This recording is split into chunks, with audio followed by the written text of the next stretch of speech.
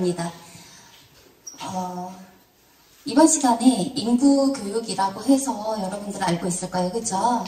네. 우리가 인구라 그러면 굉장히 다양한 것들에 대해서 생각을 하게 돼 있는데, 근데 가장 먼저 잊지 말아야 되는 부분들이 굉장히 많아요.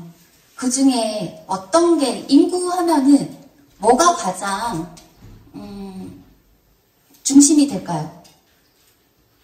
인구라 그러면 어떤 게 가장 중심이 되어야 될까요? 네, 당연히 사람이겠죠. 그죠? 그리고 또 사람이 있는 곳엔 동물과 사람의 차이점 혹시 알아요? 그렇죠. 언어, 소통의 능력을 갖고 있어요. 그죠? 그렇다고 동물들은 동물들대로의 소통을 하지 못할까요? 할 수 있어요. 그죠? 선생님이 강의를 하기 전에 영상을 하나 보도록 할 거예요. 오늘 주제는 가족 그 안에 나, 그리고 나의 미래에 대한 이야기를 나눠볼 건데, 그 중에서도 가장 가족과 나에 대한 이야기를 중심으로 한번 해보려고 그래요. 그리고 중간중간에 중학교 사회과정에서 배우는 인구와 관련된 이야기들을 또 간략하게 짚고, 어차피 교과 과정 속에 있기 때문에 간략하게 짚고 넘어가고, 그리고 그 나머지는 대한민국의 현재 인구의 실정, 그리고 그 인구 실정으로 인해서 나의 꿈, 그리고 내가 생각하고 있는 미래가 그 계획되어져 있고 정해져 있는 인구수는 정해져 있어요. 그래서 흔히 인구학자들이 말하기를 정해진 미래라고도 이야기를 해요. 왜 정해진 미래라고 이야기를 할까요? 이따가 차후에 이야기를 해주도록 할게요. 그냥 쉽게 말하자면 정해진 미래라는 것은 숫자가 사람이 태어나야 될 그 숫자가 이미 예상되어 있고 정해져 있다라는 그런 뜻을 내포하고 있어요. 그렇다 그러면 그 속에서 우리들은 지금 중학교 1, 2, 3학년이에요. 그죠? 그런데 그 속에서 중학생인 우리들이 그 정해진 미래라고 한다 그러면 내 꿈이 그 미래와 적합한 꿈을 갖고 있는지, 그리고 내가 진로를 목표로 하고 있는 대학 진학과 그런 것들에 대해서 길을 잘 찾아서 가고 있는지, 그런 사회 현상들과 내 목표가 잘 맞아 떨어지는지에 대한 그런 생각들을 한 번쯤 해보는 시간이 되었으면 합니다. 영상을 한번 보도록 할 건데, 왜 이 영상을 갖고 왔는지는 한번 보면서 생각해 보도록 할게요.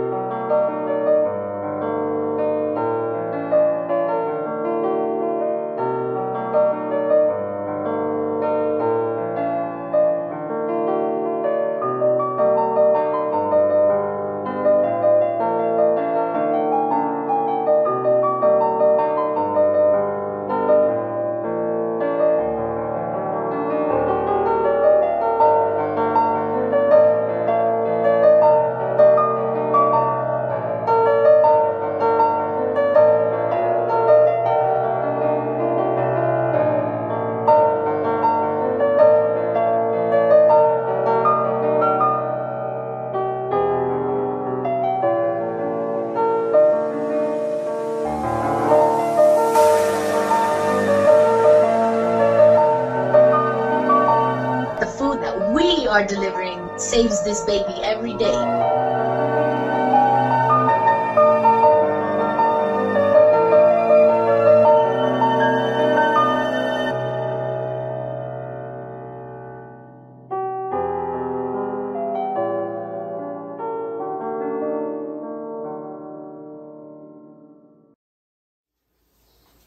좀 전에 본 영상을 보면서 여러분들은 어떤 느낌이 들었나요? 사회에서 이분들은 전혀 일면식이 없는 관계였어요. 그죠? 그런데 나의 일로 인해서 그리고 그 가정의 형평상으로 인해서 연결고리가 택배가 되었죠. 그죠? 그런데 참 소중한 관계가 될 수밖에 없었는데 우리는 살아가면서 이러한 일들을 누구나 소소하게 겪으면서 살아가게 돼 있어요. 이렇게 사람들이 겪어가면서 감동을 전해주고 또 마음이 통해서 누군가가 시키지 않아도 스스로 자발적으로 하게 되는 그런 일들이 인간이기 때문에 한다라는 거죠. 이런 걸 바라보는 사람들이 흔히 그럽니다. 인류애가 느껴진다라고. 그 인류애라는 것은 여러분들이 생각할 때에 어떤가요? 감동적인 부분만 있을까요? 아니면 또 부정적인 인류애도 있을 수 있을까요? 아니면 거의 다 동일한 그런 분위기의 인류애일까요?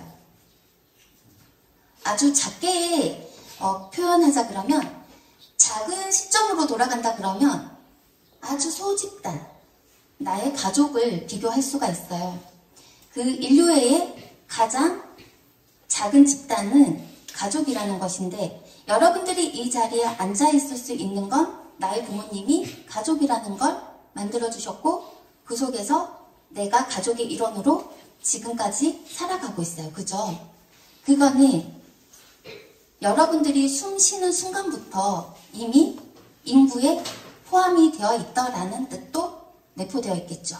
여러분들은 인구라 그러면 어떤 게 생각나나요? 인구라 그러면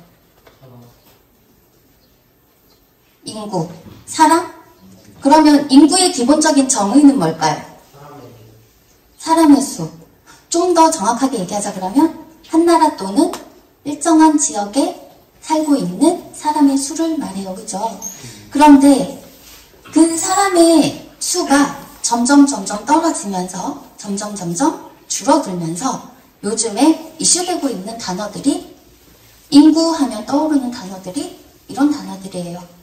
이 중에서도 여러분들과 함께 나눌 얘기가 앞서 이야기한 것처럼 나와 가족에 대한 이야기들을 중점적으로 하고자 합니다. 우리나라의 지금 현재 인구는 몇 명일까요? 네, 약 5,100만 명에 이르러요. 그런데 세계의 인구수는 얼마나 된다고요? 네, 약 80억의 인구가 살고 있어요.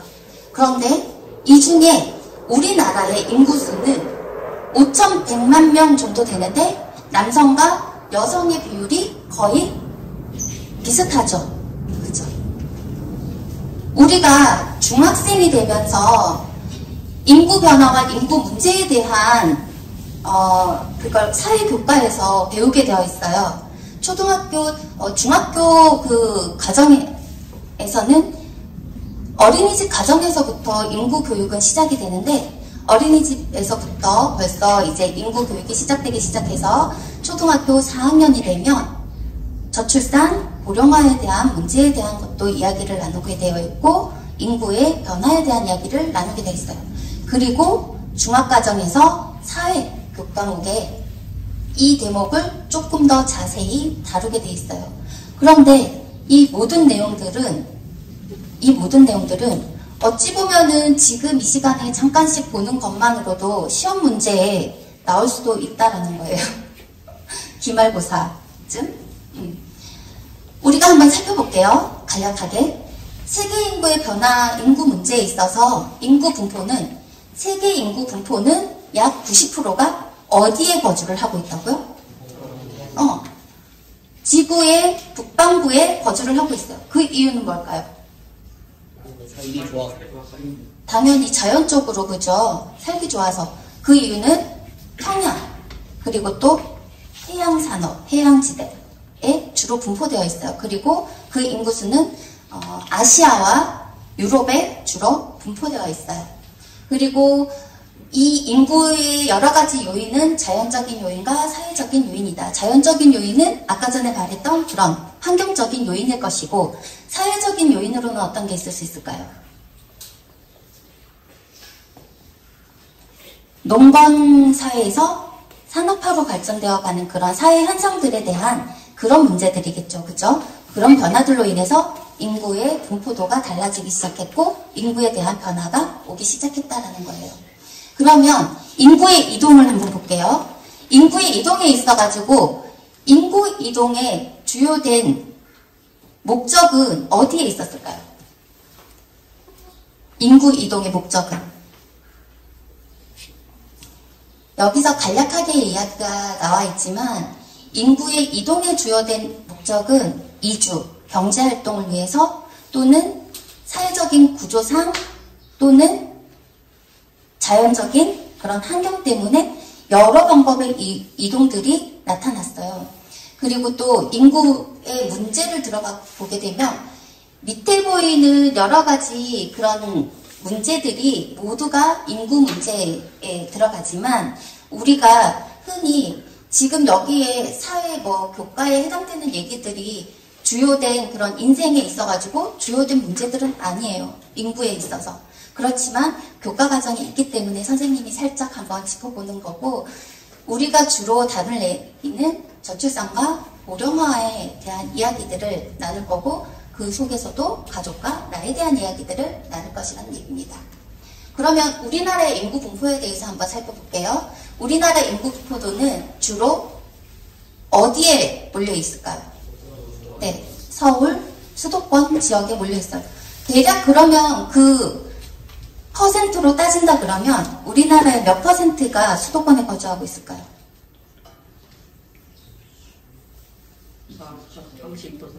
30%보다 높아요. 50% 이상이 수도권에 있어요. 그런 걸 보고 우리는 집중과 편중이 수도권으로 되어짐으로 인해서 인구의 문제는 시작되었다라고 이야기를 합니다. 지금 보는 것처럼 수도권에서 제주도로 가는 사람이 얼마?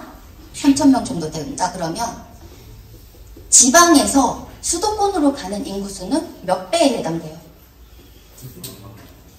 15배 이상이에요. 그죠? 이런 식으로 인구의 이동이 계속 변하지 않고 이렇게 되다 보니까 사회적으로 도시로 그리고 또 지방에서도 만약에 경상북도다 그러면 경상북도에서도 도시가 또 있겠죠. 그런 식으로 이렇게 분포도가 집중되고 편중된다라는 이야기예요. 앞서서 모두 이야기했지만 우리 인구에 있어서 기본적인 건 사람이 태어나고 그리고 사망하고 이동하는 것, 이 기본을 바탕으로 모든 게 이루어져요. 그리고 사람이 얼마나 태어나느냐, 사람이 얼마나 사망하느냐, 그리고 사람이 얼마나 장수하느냐, 이런 문제들이 사회 전반에 걸친 그러한 결과물로 나타난다라는 이야기죠.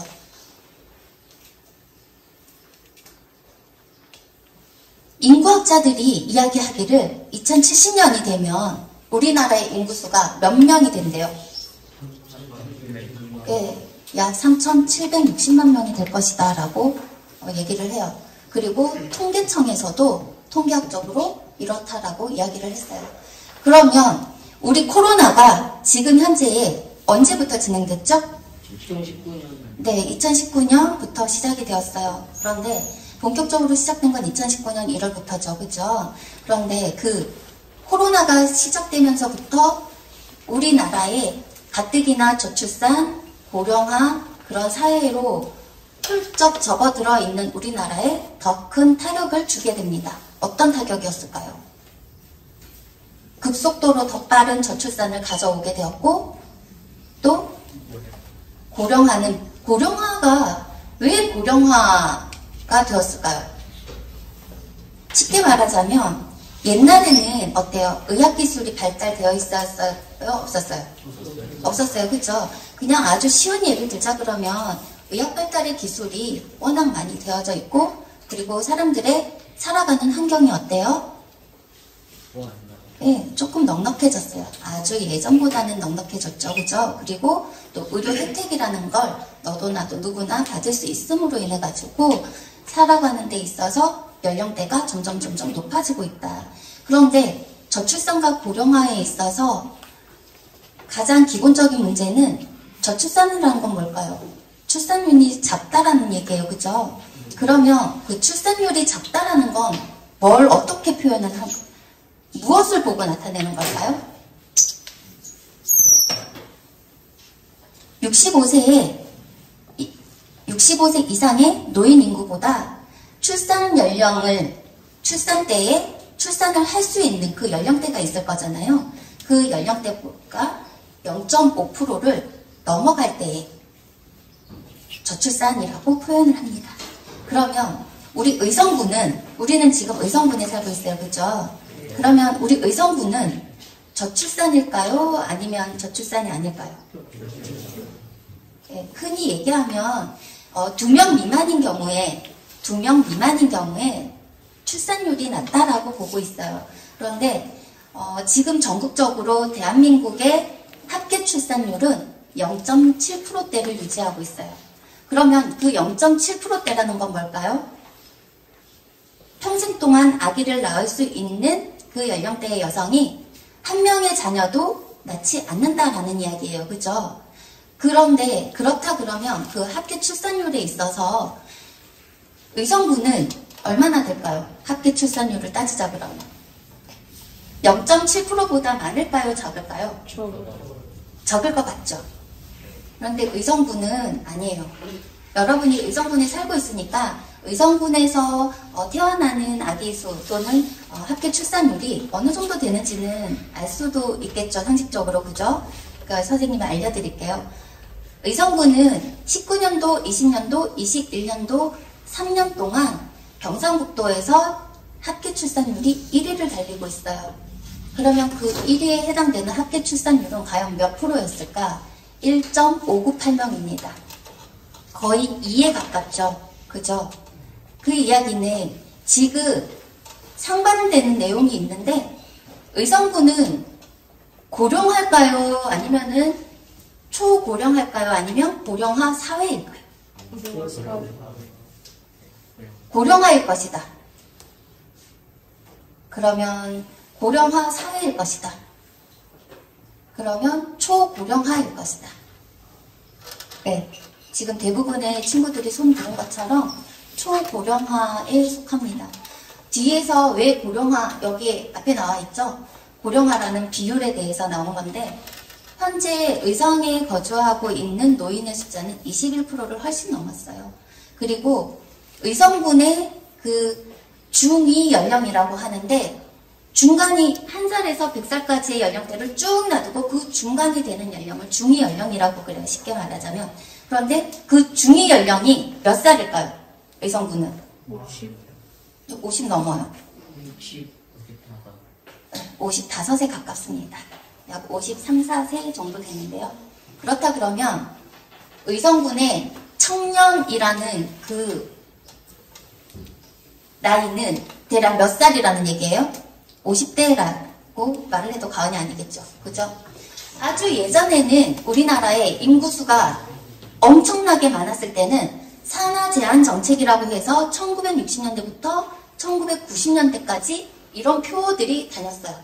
1960년대, 70년대,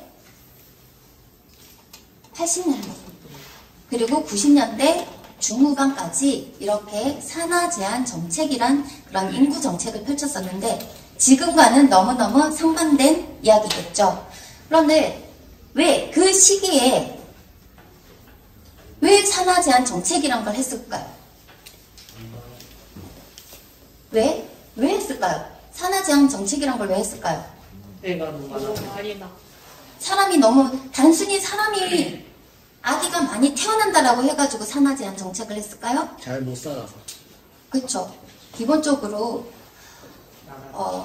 멜서스 인구학자 중에 인구학자들이 흔히 인구학의 아버지라고 불리는 멜서스라는 학자가 있어요. 그 사람이 한 이야기가 있는데 자원의 수는 어때요?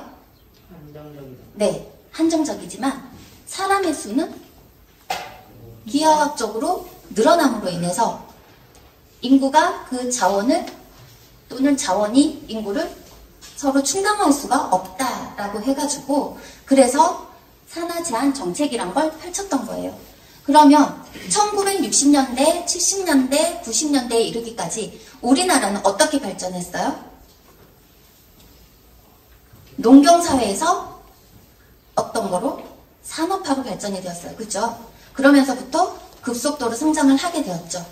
그런데 이런 것과 상반되게 또 출산의 산하 제한 정책에 대한 광고를 이렇게 했는데 한번 볼게요. 어떤 광고를 어떻게 했는지 한번 볼게요. 6.25 전쟁 이후 인구가 폭발적으로 늘어납니다. 한 가정의 자녀가 4-5명은 보통입니다.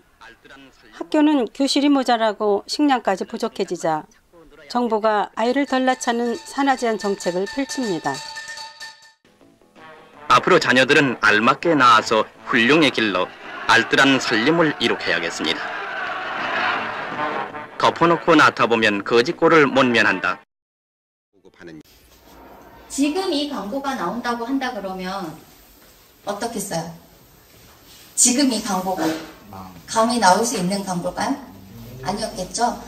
우리나라가 농경사회의 주를 이루고 있었을 때에 그 자원을 충당하지 못하기 때문에 인구수가 그래서 산하 제한 정책이라는 걸 펼쳤고 그렇게 했던 산하 제한 정책들이 오늘날에 이러한 결과물을 가지고 올지 몰랐다라는 이야기도 될 수 있겠죠.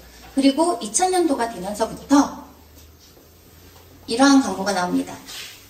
혼자는 싫어요, 둘이 좋아요, 그리고 다양한 가족들에 대한 그런 내용과 플레이 안 해도 돼요. 슬플 거라세. 다양한 가족들에 대한 이야기와 이거 플레이해 줄래요? 그리고 기업들도 이렇게 광고에 출산 장려 정책에 임하기 시작했어요. 아이와 부모가 함께 그리는 내가 살고 싶은 집. 지붕이 핑크색이었으면 좋겠어요. 마당이 큰 집이었으면 좋겠어요. 아빠랑 많이 놀고 싶어요. 따뜻하고 포근하지만 굉장히 편리한 역세권. 평수도 좀 넓었으면 좋겠고. 탁 트인 한강뷰.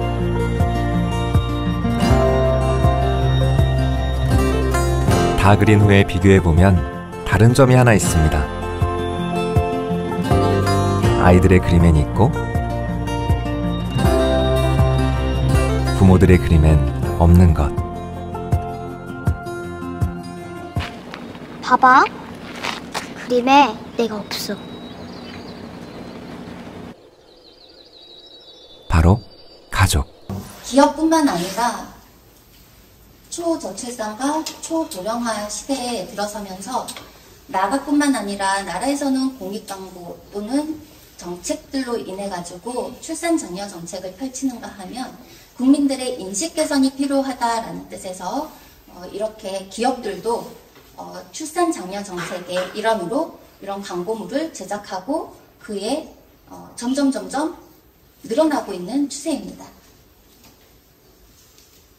흔히 우리가 이야기를 하는데 인구에 있어서 아이의 숫자가 점점 줄어들므로 인해서 그런 거를 한 단어로 뭐라고 표현한 게 있었어요.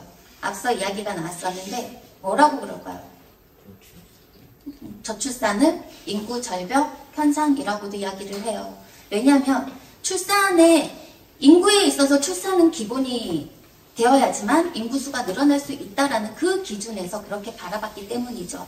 그런데 다만 출산에만 그 문제가 집중이 된다라고 하면 인구 문제가 해결이 될까요?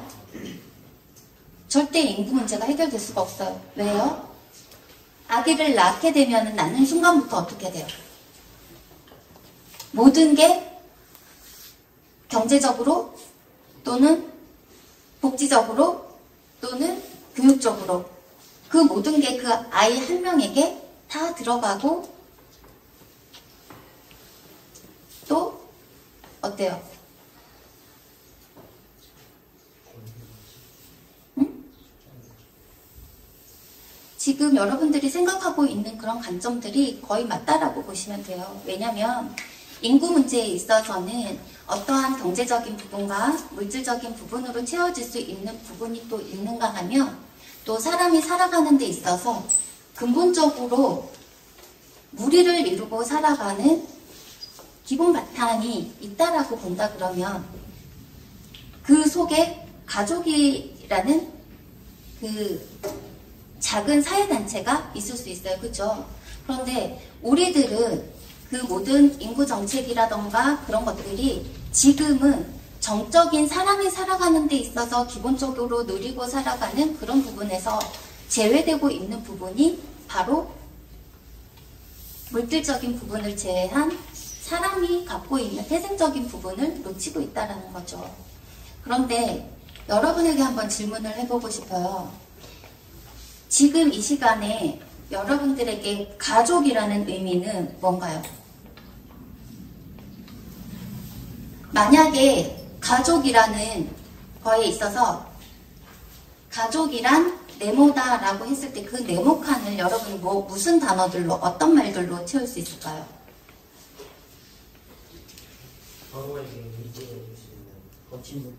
그쵸, 버팀목. 또 다양할 수 있겠죠. 사랑, 행복 그런 단어들은 기본일 수 있을 거고, 그죠? 좀 전에 친구가 이야기한 것처럼 대부분의 사람들은 나의 가족들에게 의지를 해요. 그리고 나의 가족들은, 그리고 나는 나의 가족을 위해서 배려를 하고 그러면서 서로 부딪히면서 또는 서로 끌어안으면서 그렇게 살아가고 있어요. 그죠? 그게 가족인데 여러분의 부모님들이 지금 이 자리에 앉아있기까지 또는 나의 가족들이 나와 함께 가족 구성으로 되어 있는 사람들이 나를 누군가가 포기를 했다 그러면 이 자리에 앉아 있을 수 있을까요? 없을까요? 당연히 없는 일이에요. 그죠? 그런데 그런 것들에 대한 기본적인 생각들을 우리는 언제 한번 할 수 있을까요? 어린이날? 어버이날? 아니면 1년에 한두 번은 분명히 하게 되죠. 그죠? 네. 그런 시간들이 나에게는 소중한 시간들이 늘 있다라는 게 아직은 청소년 단계이기 때문에 집에 언제든지 나와 함께하는 가족들은 늘 있어라고 생각이 들기 때문에 사춘기에 접어들면서 어때요? 내 가족들에게 함부로 말하는 경우도 있고 함부로 대하는 경우도 있을 수 있어요? 없어요? 네. 있어요. 그죠? 오늘 아침에 학교 가려고 나오면서도 투덜투덜 거리고 나온 친구도 있을 수 있어요. 그죠? 그렇지만 표현은 못하지만 어때요? 학교에 오는 길에 마음이 어때요? 미안하고 뭔가가 이렇게 남아있죠. 그죠?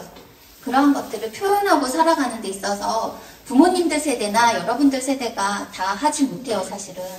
그렇지만 오늘 하루는 여러분들 부모님에게 감사하다, 또는 사랑한다, 또는 미안한 게 있으면 미안하다 라는 말 한마디 정도는 할 수 있는 그런 날이 되었으면 합니다. 앞서 이야기한 것처럼 우리나라의 인구수는 이렇다. 그리고 합계 출산율도 이야기를 했어요. 그죠? 그리고 출생아 수. 우리나라 지금 현재 22년도 1월 기준의 출생아 수는 약 27만 명에 가깝다. 그런데 코로나가 바꿔놓은 상황이 있다 그러면 2024년도가 되면 코로나로 인해서 결혼이나 출산이 늦어지는 그런 가구들이 늘어남으로 인해 가지고 당분간 출산하는 태어나는 아기 수는 더 감소할 것이다 라고 이야기를 합니다. 사회 문제가 되고 있는 건 인구수가 줄어들므로 인해서 어떤 문제들이 있기 때문일까요? 일단은 인구 변화에 대한 영상인데 한번 보도록 할게요. 2067년도까지의 영상이에요. 여기 옆에 보면 총 인구수 그리고 성비에 관한 거, 평균 연령에 관한 것이 나오고 있어요. 그리고 더 중요한 건 그래프의 모양이 피라미드 모양에서 어떻게 변화되고 있는지 한번 보면 될 것 같아요.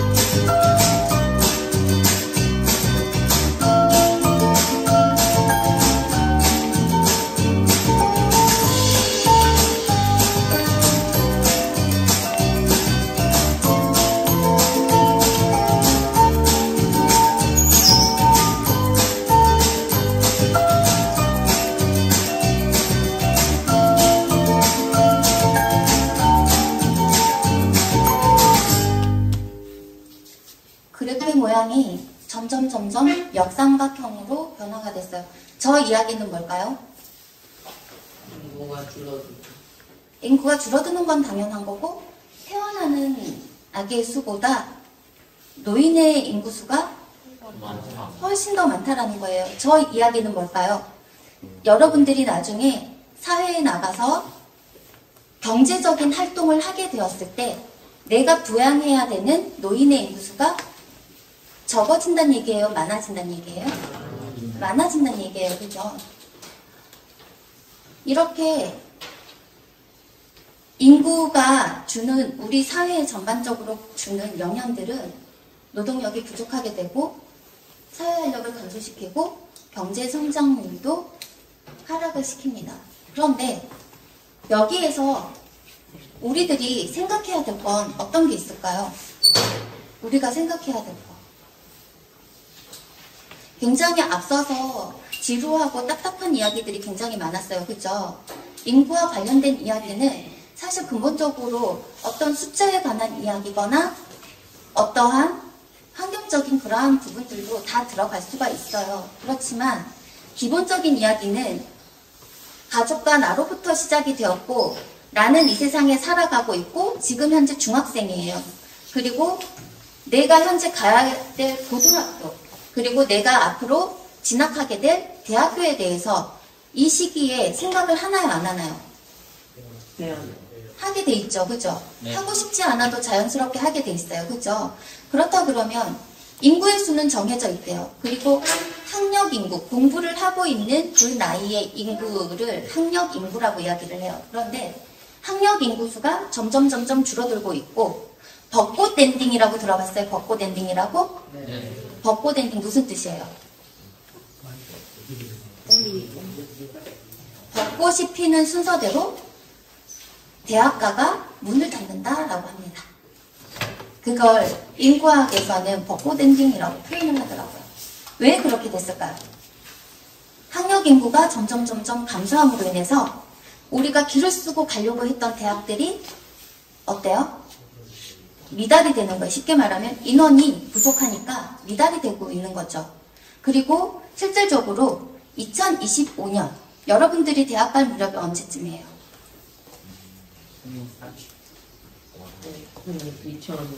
향후 한 지금 1학년이라고 한다 그러면 6년 들 거고 그죠? 5년, 4년 그 정도의 시간들이 남아있겠죠?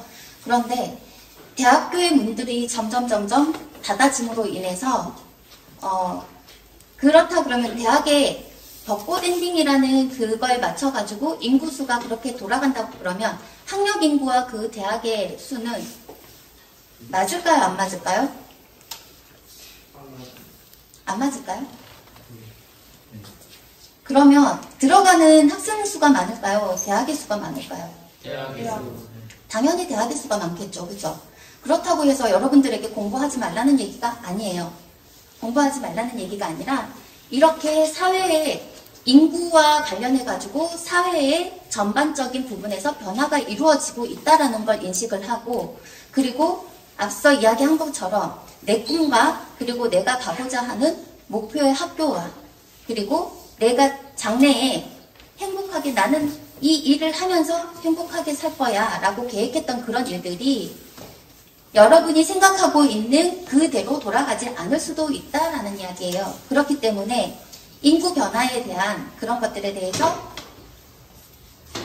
내가 먼저 관심을 갖고 귀 기울이고 또한 사회 이슈의 전반적인 부분에 대해서도 학원 말고도 관심을 갖고 있어야지 된다는 이야기죠.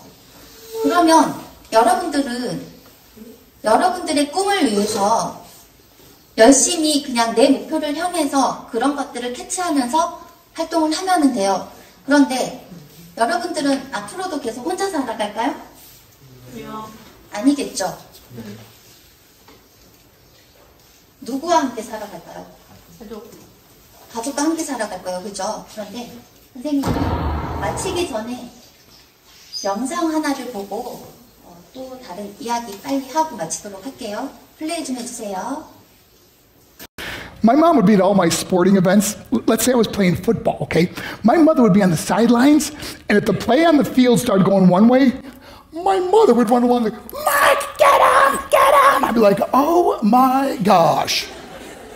I'd get in the huddle with the other guys, they go, Mark, is that your mother? I go, no, I never saw her before in my life. The greatest gift my mother ever gave me, she believed in me.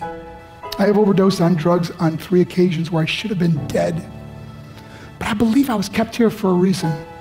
You show me your friends, I will show you your future. How do I know this? I hung out with losers, and I became the biggest loser of them all because I gave up everything I dreamt about as a little boy because of who I chose to surround myself with. My friends would drive me home at 2, 3, 4 in the morning. We'd be drunk and high, laughing in the car. We'd pull up in front of my house in New York. They go, Mark, the light's on. I go, oh man, my mother's up. See, my mom wouldn't go to bed until she knew her son was still alive. I'd walk in, she'd say, hi Mark, how was your night? I go, it's good, Mom, I'm just gonna go to bed. She goes, can I talk to you for a minute? I go, Mom, I'm tired, I'm just gonna go to bed. She goes, Mark, I haven't seen you all day and all night. Can I please talk to you? I said, man, just leave me alone. You bug me. I'd slam my bedroom door on the one person who believed in me. I was on a worldwide tour and we were wrestling overseas in Japan. After my wrestling match, I went upstairs in my hotel room and I fell asleep. There was a knock at my door at 3 o'clock in the morning. I got out of bed and I looked through the safety window and I could see it was a Japanese promoter. So I opened the door and he said, Mark, you need to call home. There's been an emergency. I went and got on the hotel room phone. I called back to the United States and said, hey, what's going on? They said, Mark, I don't know how to tell you this. I said, just tell me what happened. All of a sudden they started crying and they go, Mark, I can't tell you. I said, just say it. They said, Mark, your mother died. I just threw the phone down. I ran out of my hotel room. I took the elevator to the lobby, and when the doors opened up, I just ran out into the street. I mean, there was no cars, there was no people. It was 3 o'clock in the morning. And I walked down the middle of a street in Hiroshima, Japan, and I remember looking up and just saying, Mom, I am so sorry. I flew home for her funeral, and I was so nervous to walk up to her casket, so I just stood way in the back. And I kept looking from a distance. I kept thinking to myself, Mom, please wake up. Please get up. And then I finally got the nerve to walk up to her. And as I got closer, I could see my mom for the first time. I mean, she was so beautiful. She was dressed in white. I mean, she looked like an angel. And I just stood over her and I said, Mom, you are my hero. Everything I am, everything I hope to be was because of you. You loved me so much. You gave me a life. You're the only one that ever believed in me. How did it repay her? By getting drunk, by getting high, by getting stupid, by hanging out with losers? For what? All she ever wanted to do was talk to me. I wish I could talk to you now, Mom. I wish you could see what I'm doing. Why couldn't I have been a better son? We are defined by our choices. But if you surround yourself with people involved in drugs and alcohol and pills, it's a dead end. I'm not here to preach to you. I'm here to tell you I lived that life. It leads to broken hearts, broken relationships, broken dreams, and death. For what? To get high? If you have a mother or a father, when you go home, tell them how much you love them. See, my whole life was about being rich and famous. I had to be a millionaire. I had to win the race. I had to win the race at the expense of my marriage, my family, my friends. For what? To be all alone in the world? I learned what is truly important, and that is how precious this gift of life is, and our families, and how quickly it can be taken away. See, I no longer live in time, I live in moments. See, it's not what's in your pocket that matters, it's what's in your heart that truly matters. Love is just a word until somebody comes along and gives it meaning. You're the meaning. 이렇게 한번 봤어요. 근데 이 영상에서 주는 메시지는 굳이 말하지 않아도 어떤 내용인지는 알겠죠, 그렇죠?